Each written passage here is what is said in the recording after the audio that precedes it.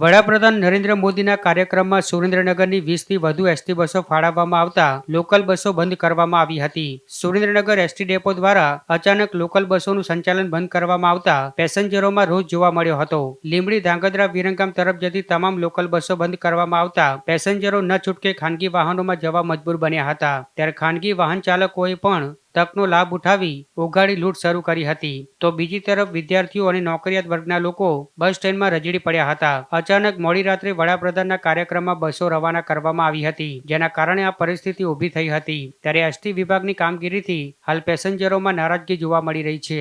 ભાવનગરમાં કાર્યક્રમ છે. સુરેન્દ્રનગર જિલ્લાની આશરે 20 બસો લોકલ બસો કેન્સલ કરી ને તમામ રૂટોની બસો ભાવનગર સુધી ફાળવેલ છે.